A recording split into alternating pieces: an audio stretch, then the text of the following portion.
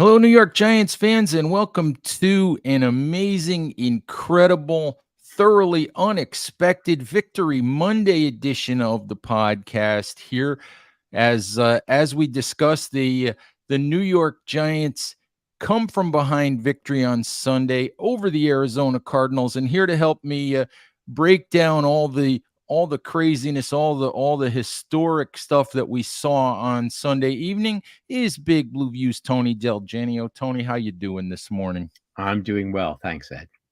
How much sleep did you get, Tony? A few hours. Kind of tough to come down from that high, especially with a great Miami New England game following up. That was worth paying attention to also. But I did not watch a single second of Miami New England, as I was trying to get all the content put together and edited and organized and figure out what in the world we were supposed to say about this Giants game last night, Tony. I mean, first of all, you're sitting there going, how in the world can an NFL team start a season being outscored 60-0? First team since 1992 to go 6 quarters of an NFL season, the first 6 quarters of an NFL season without scoring a point. And then we saw what we saw in the second half, Tony, which they had not had a comeback like that in the history of the franchise since 1949. Amazing. So maybe you saw that game. Maybe no, you saw that I game. wasn't quite around for that. I was born a few years later. I know I wasn't around for that one, but that's just, I don't know. Have you? I was watching last night, and I couldn't figure out what to say other than amazing. And I don't know. Have you figured that one out yet?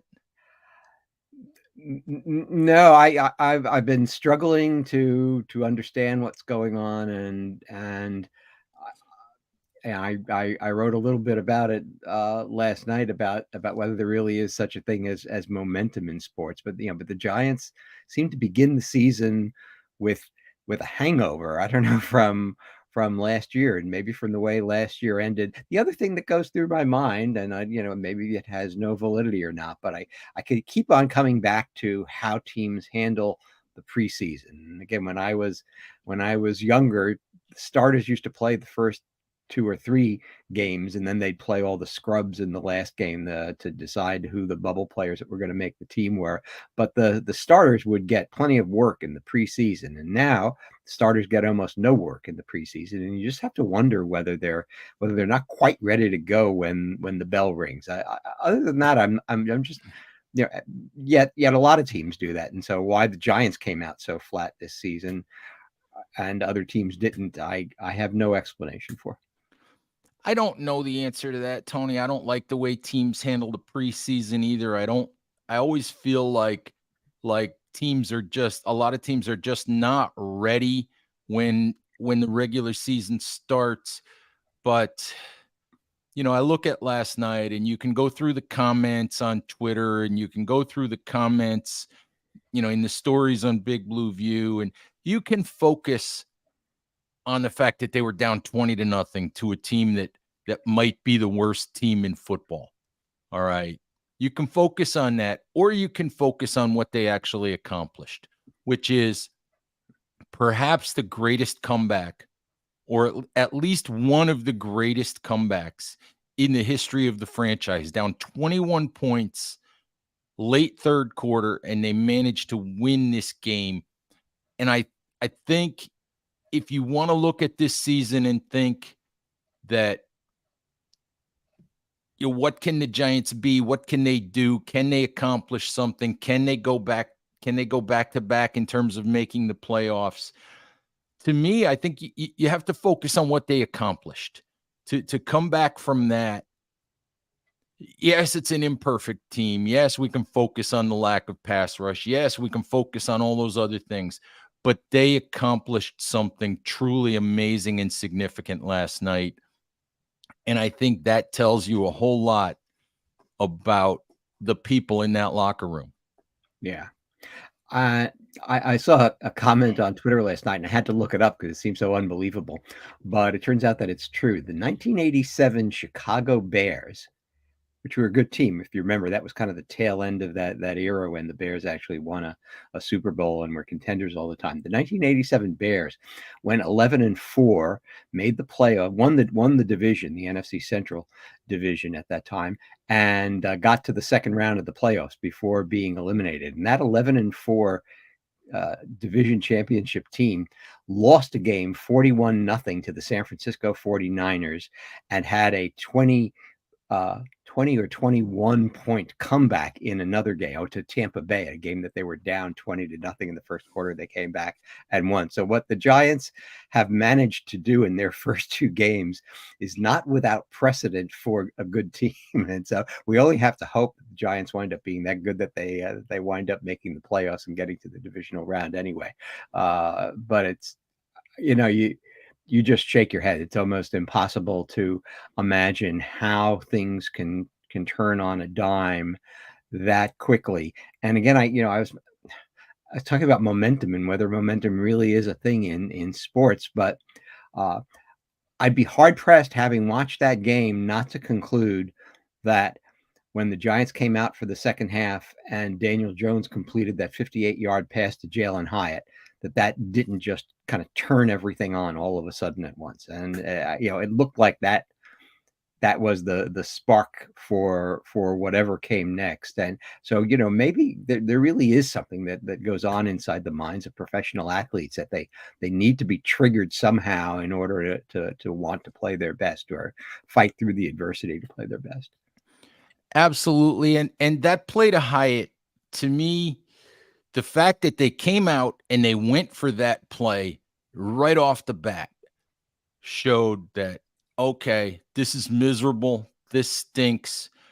It's 60-0 over 6 quarters, but we're going to come out and we're going to go after this and we're going to try to change it.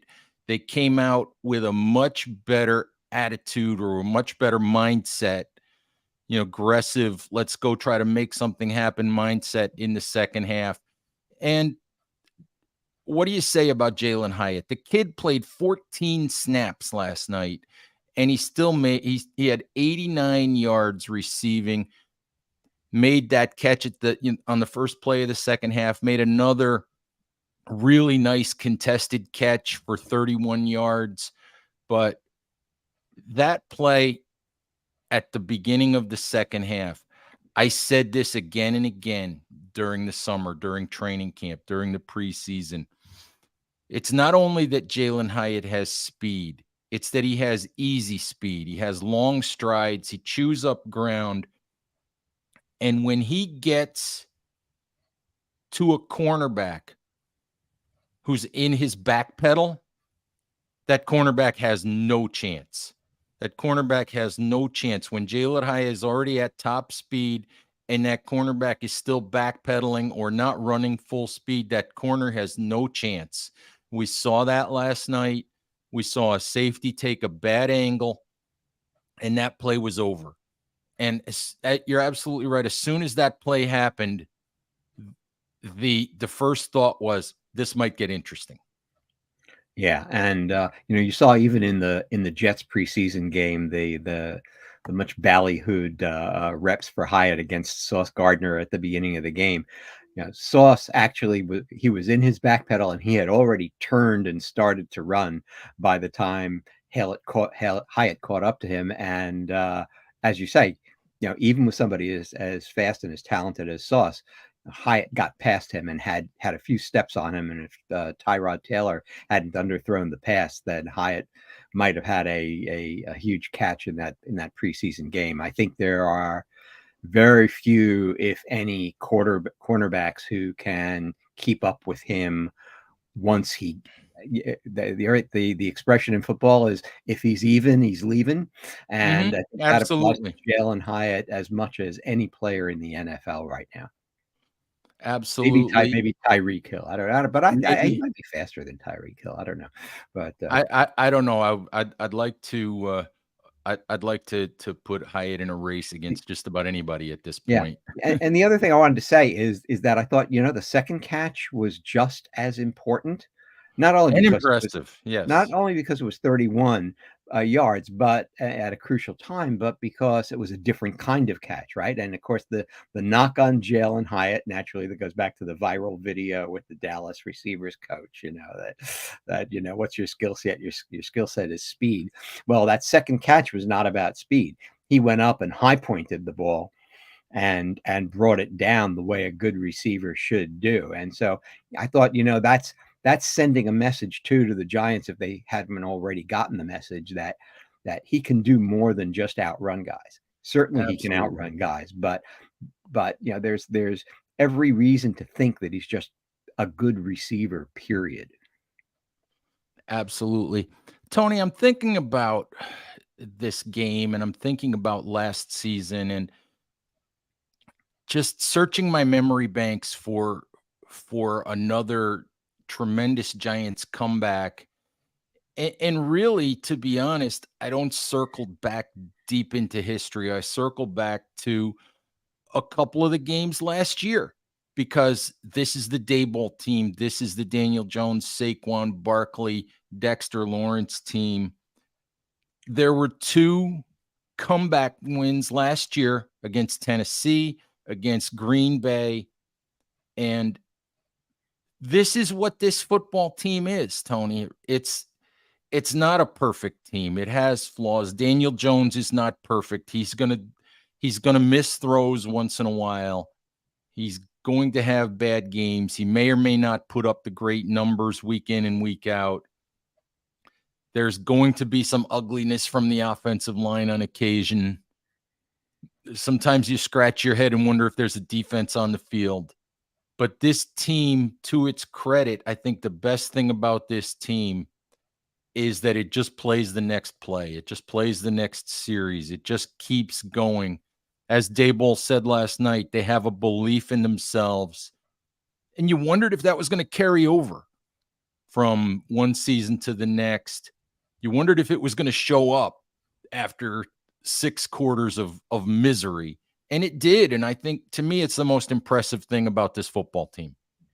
Yeah, and going back to last season, and I think it's something that a lot of us didn't even notice along the way, but just how many of their victories last season, and again, some of the better teams on their schedule were comeback victories. You mentioned the Tennessee game where that 13-0 at the half, right? They looked dead in the water in the first half, and everybody was just saying, yeah, same old Giants. It's going to take a while, and then all of a sudden, the second half, they just exploded. And the Green Bay game, which was miraculous, down 17-3, and it looked like Rodgers and company were just pulling away at that point, and then all of a sudden it just switched. And then the other one I would throw in, not that it was as big a comeback, but even then the following week against Baltimore, they were down by 10 points with 13 minutes to go in the game, and then they still managed to come back and dominate those last 13 minutes of the game and win that game too. So those were three comeback victories in 6 weeks against fairly good teams. None of those teams had their best year last year, but none of those teams were bad teams, and they managed to do it. And so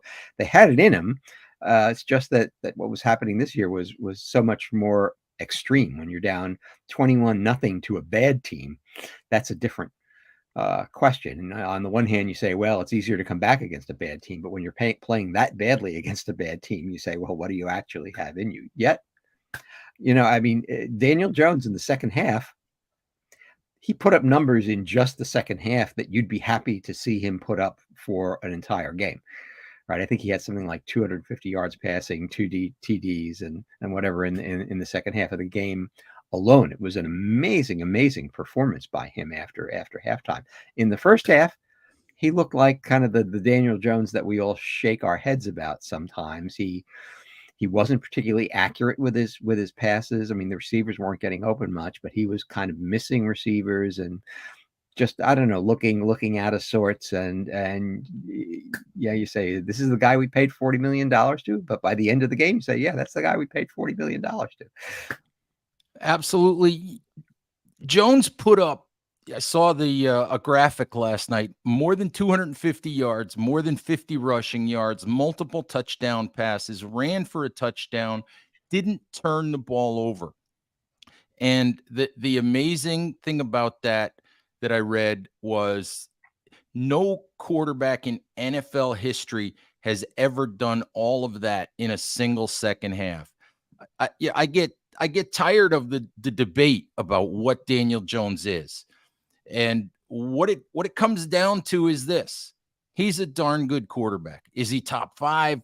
No. What I said last night was if he keeps doing things like he did last night, though, I think you might be able to argue about whether he's top 10, but what I know, what I feel is he's a darn good quarterback who you can win with. Is he perfect? No, nobody's perfect, but I think that Jones continues to show what he can do. Eh, he's got Jalen Hyatt now. He's got Darren Waller, who was huge last night. He still has Darius Slayton. He's got Isaiah Hodgins for a full season.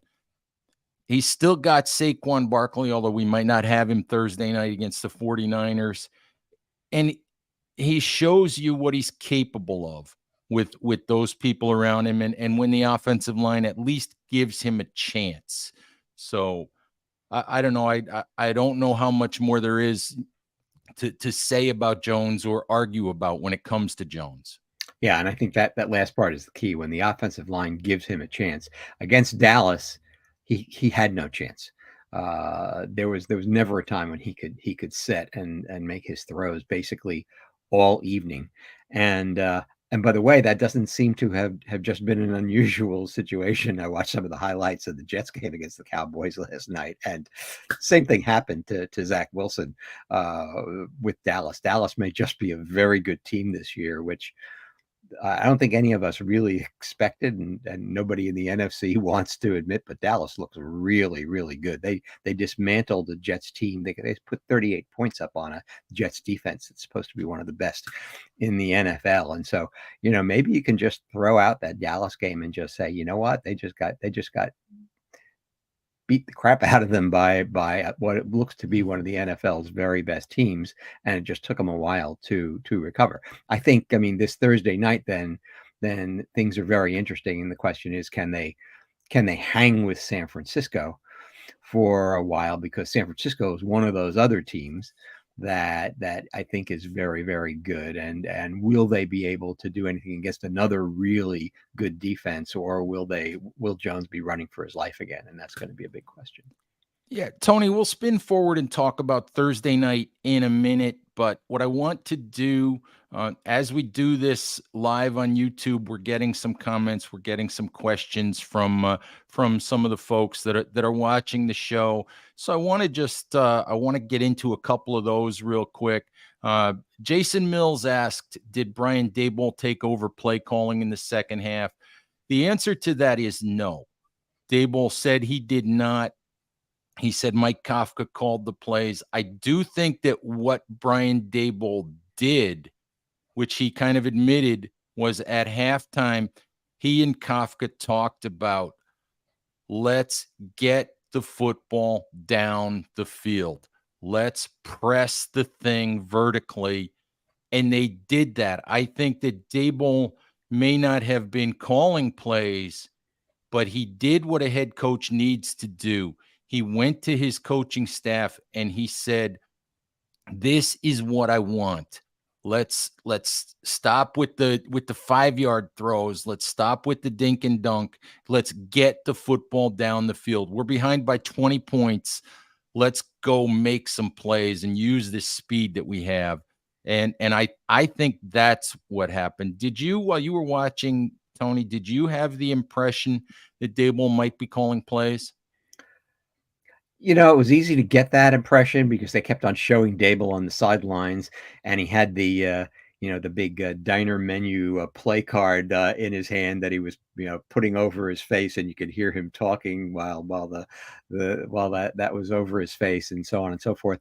And on Twitter, people were obviously starting to say Dable's calling the plays in the second half. But so I'm assuming that he would not outright lie to the press, that if he actually were calling the plays in the second half, he'd just be evasive about it and give one of his kind of deflecting type answers that doesn't really answer the question, but lets you maybe fill in the blanks or something like that.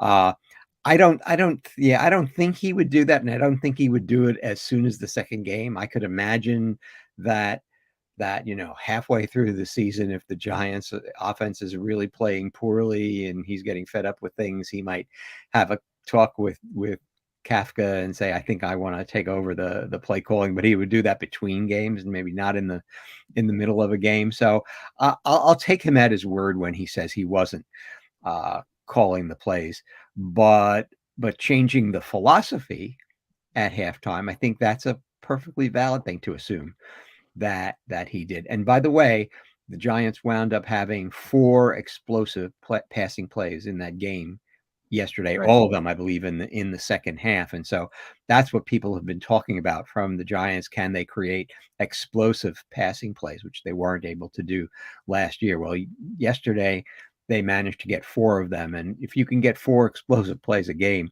then you're going to win a lot of games. Right. This is what Tom Coughlin used to do, Tony. Coughlin never called plays, but Coughlin would lean into the headset and tell whoever the offensive coordinator was, whether it was Kevin Gilbride or whether it was Ben McAdoo or whoever, we're going heavy here. Let's take a shot here. Let's pound the ball here. Coughlin would be the one that would say, we're putting our heavy personnel in the game and we're running it. He would be the one that would set the philosophy, that would make sure that the play caller knew what the expectations were.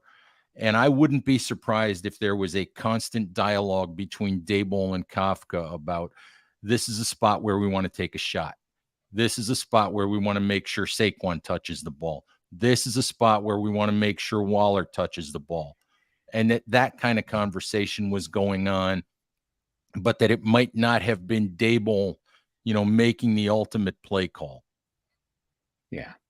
And you mentioned Darren Waller. We haven't talked much about him, but and Waller hasn't really had any of those explosive plays yet that he made a lot of for the Raiders. But what you're really seeing, I think, and you saw it a lot yesterday, is that Waller is this guy that helps Daniel Jones move the chains. He's there, he's four open. First down catches, first down catches out of his 6 catches, controlled the middle of the field. Was a huge, huge part of the success in the second half. That's right. Absolutely. Tony, one more question that we got from a listener. Rowan Beer asks, what's going on with Kayvon? He seems invisible on the field. And that's one of the negatives that we have to touch on. Kayvon Thibodeau had 1 quarterback hit in the entire game. Didn't have a pass defensed, didn't have a tackle, not even an assisted tackle. That was the only mark he made on the stat sheet in 61 snaps. Invisible is the perfect way to describe Thibodeau's game on Sunday. It's the perfect way to describe his first 2 games. He got outperformed in 20 snaps by O'Shane Ximines last night. Ximines had 2 quarterback hits in 20 snaps. I want to defend Kayvon Thibodeau. I want to talk to people about how hard the kid plays. I want to talk to people about the fact that I think he can still be a really good NFL player.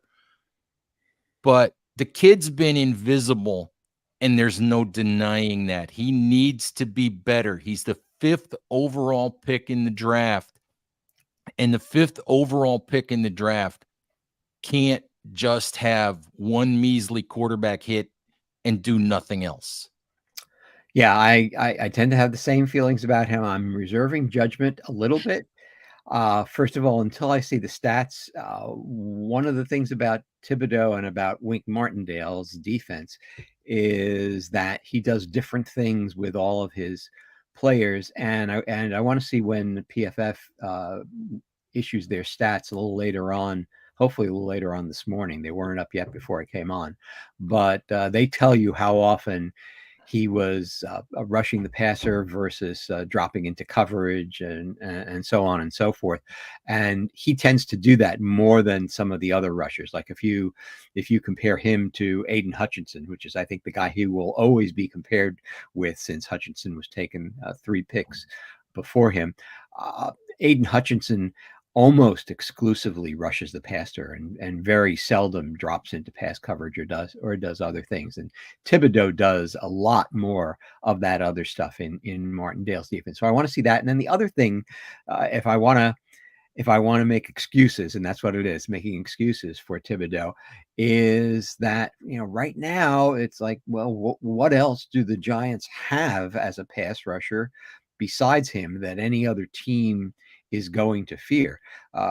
It's better with Ojulari in the game, but Ojulari once again is out with an injury. And then once Ojulari's out with an injury, then you've got Jihad Ward and you've got O'Shane Zimenez now, who was called up for this game.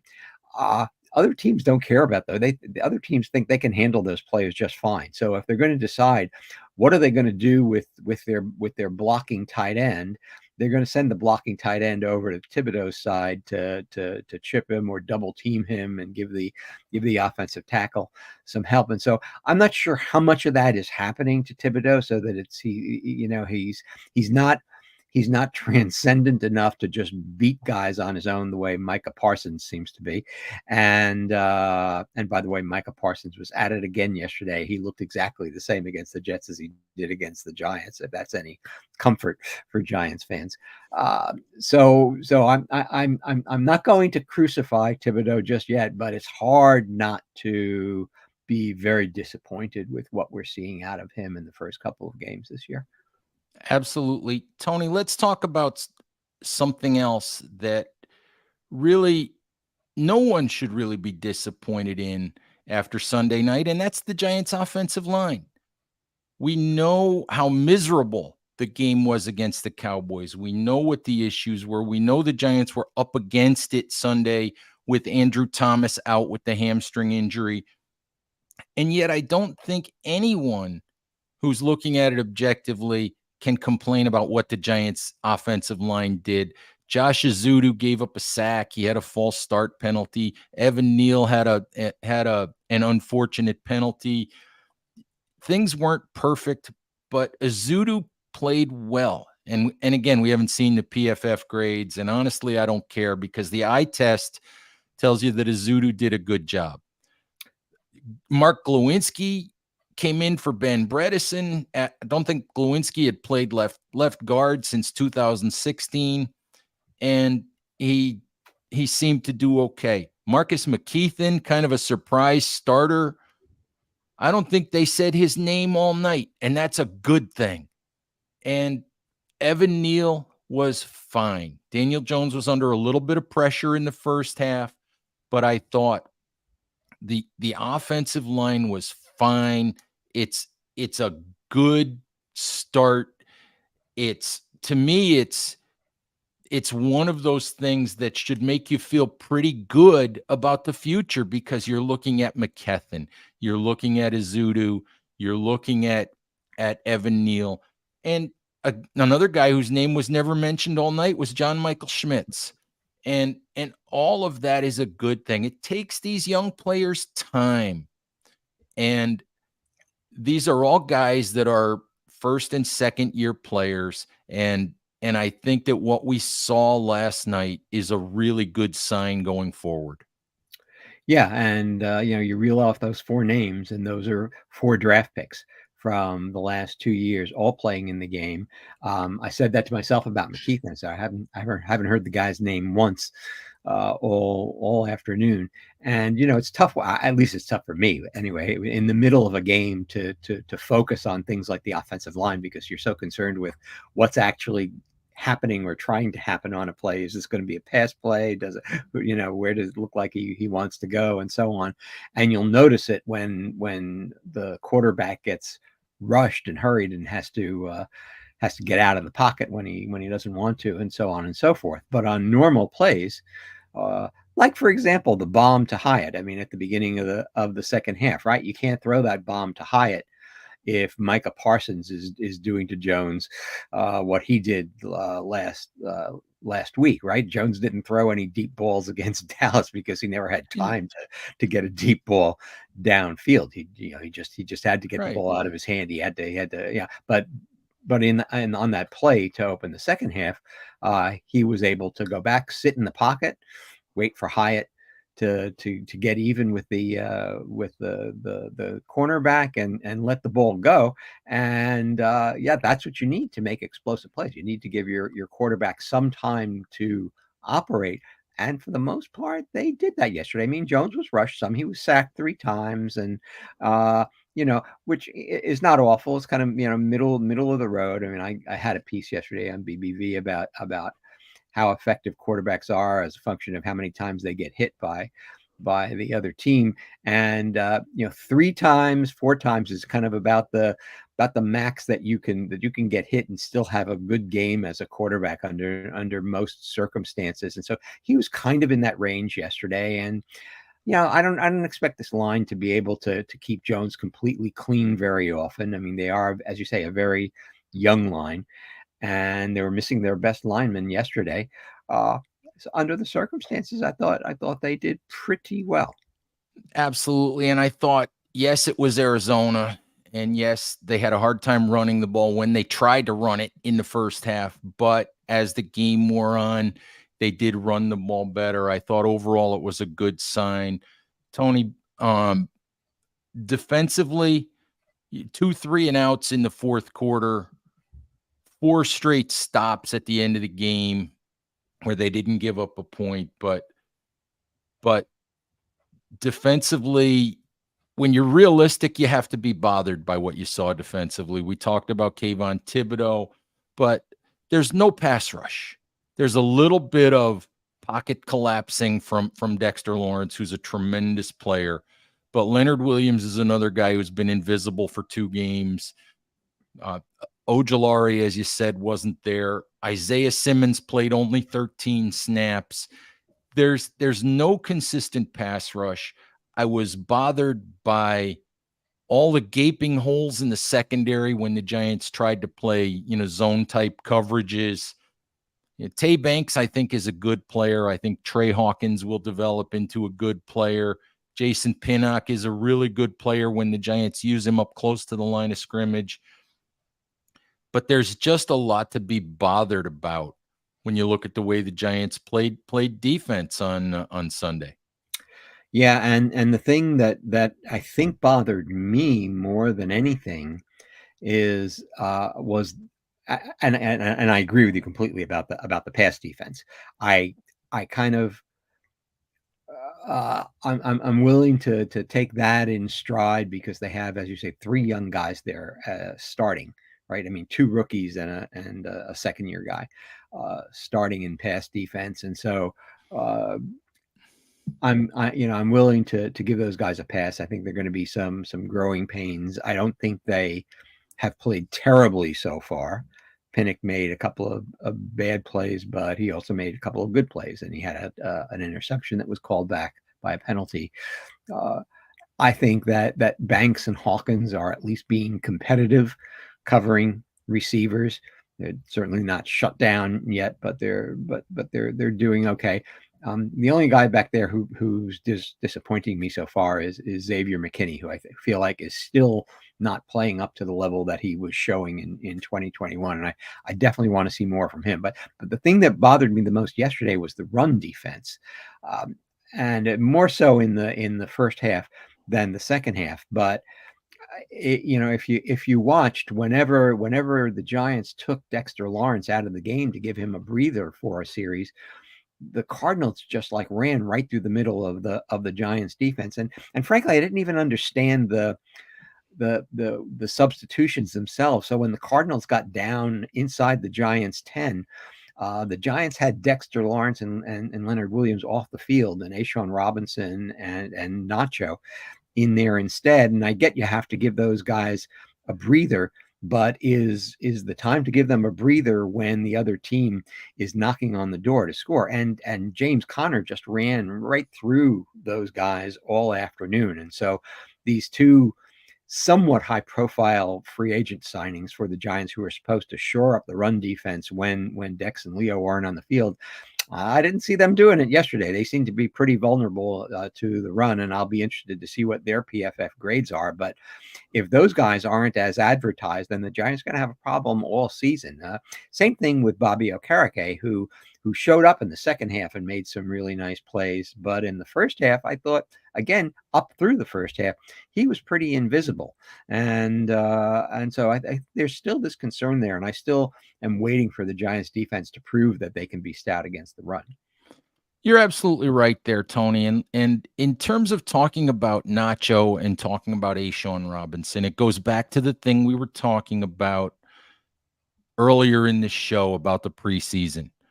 Think about the preseasons that both of those veteran players had.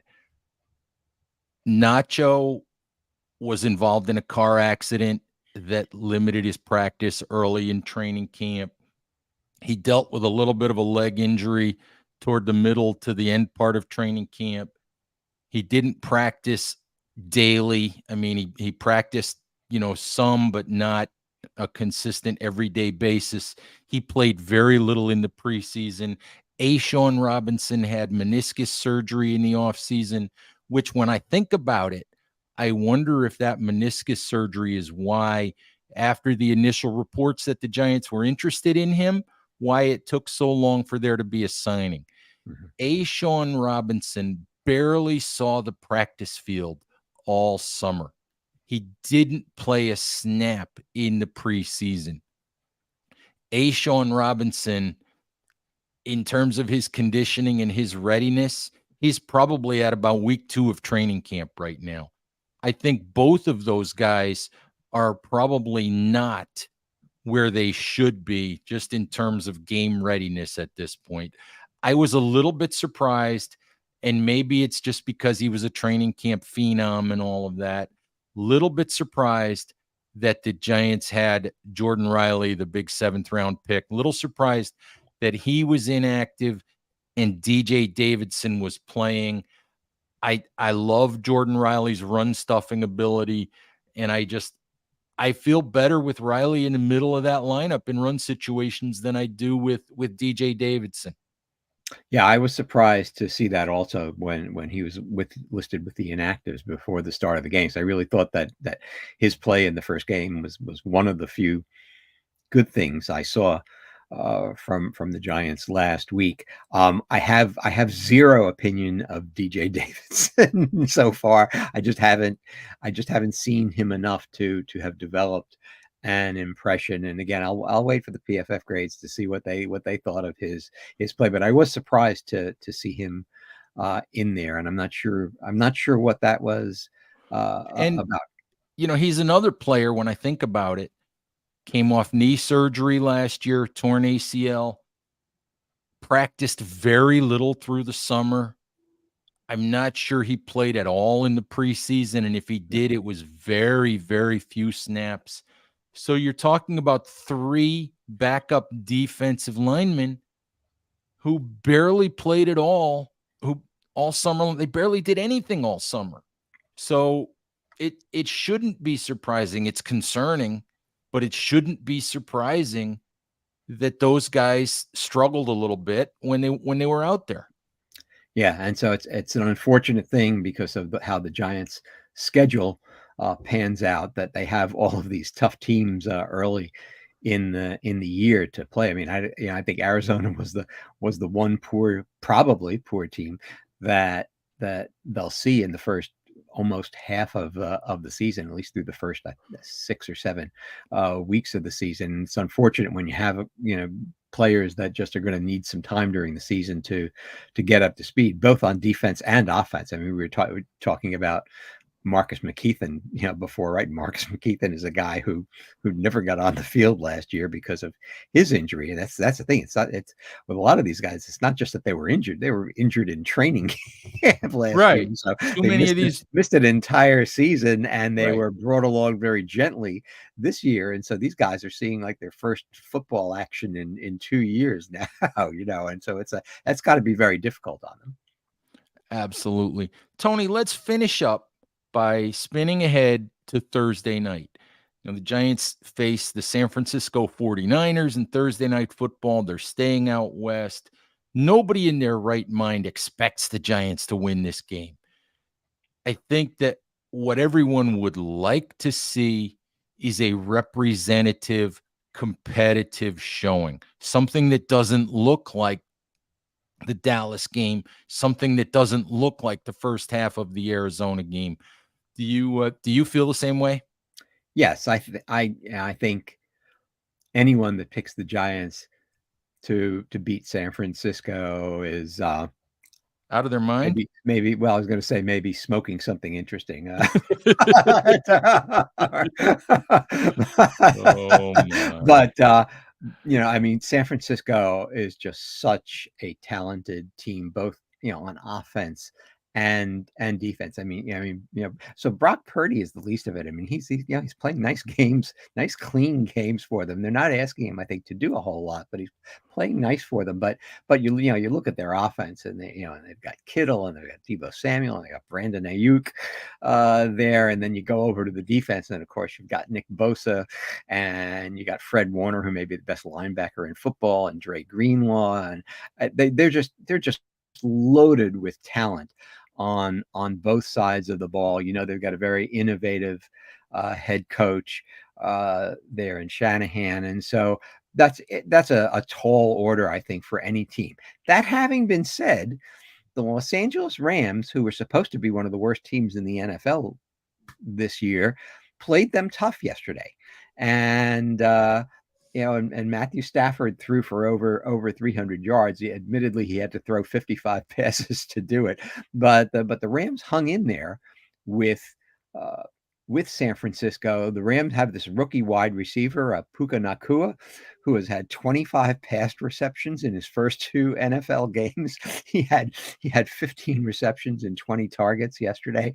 So apparently it's still possible for and the Rams are no longer supposed to have a good offensive line, right? The Rams had a great offensive line for years, but then they aged out, and they had a terrible line last year. And I don't know how good it's supposed to be this year, but I believe they were still supposed to be considered to have a fairly poor offensive line.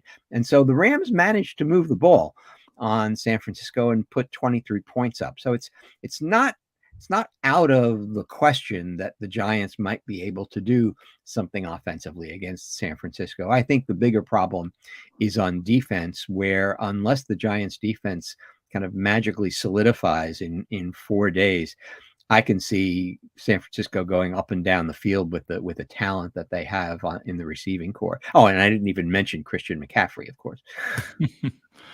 Right.